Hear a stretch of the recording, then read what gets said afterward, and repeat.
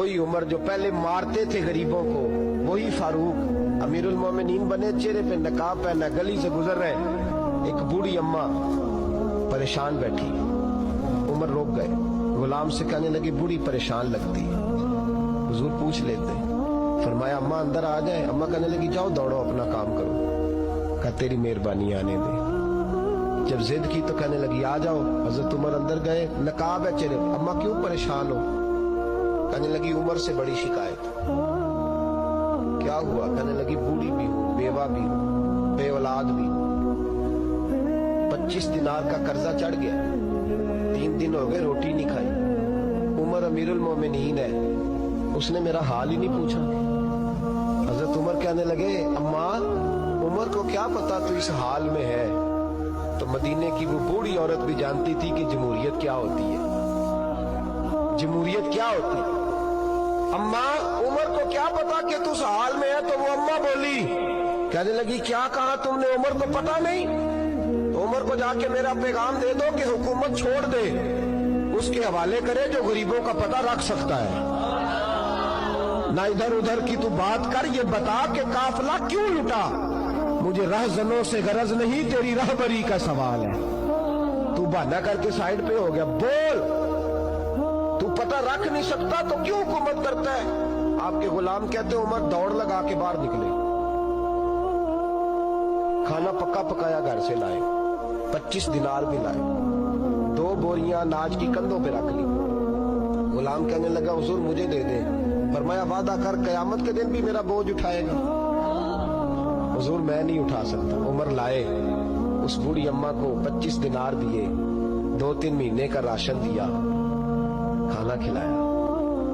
यहाँ तो जिसका 200-400 वोट हो उसे है कोई सरदार चौधरी पूछ ले, गरीबों को कौन पूछता है। लेकिन जब मिलाद का इनकलाब आता है फिर गरीबों की इज्जत बढ़ती है। हजरत उमर अम्मा के पैरों में बैठ गए, कहने लगे अम्मा चल उमर को मेरी खातिर माफ कर दे।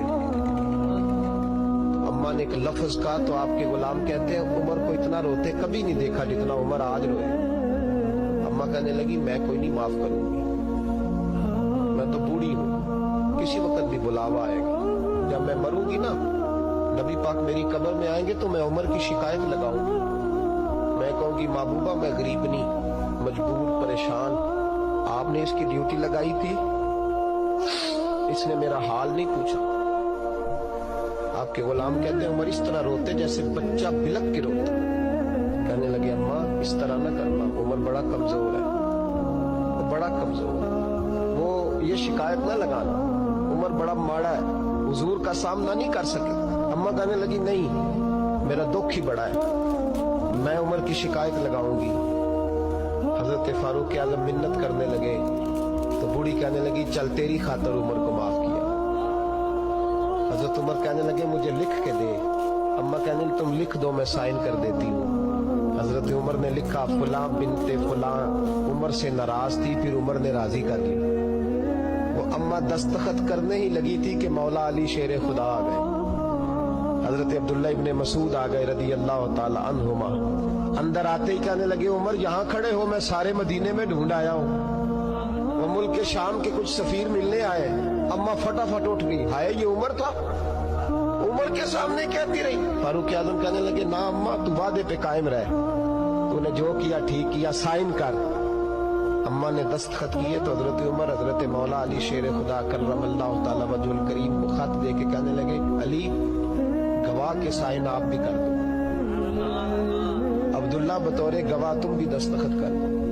जब साइन कर दिए तो हजरत उमर ने रुक्का लपेटा और हजरत अली को देके कहने लगे अली मुझे उम्मीद है मैं तुमसे पहले दुनिया से चला जाऊं, जब मैं मर जाऊं तो ये रुक्का मेरे कफन में रख देना। मेरे नबी ने अगर पूछा उमर मेरी उम्मत का क्या करके आए हो, तो मैं रुक्का निकाल के अर्ज करूंगा मौला एक बूढ़ी अम्मा नाराज थी, मैं उसे भी राजी करके आया हूं।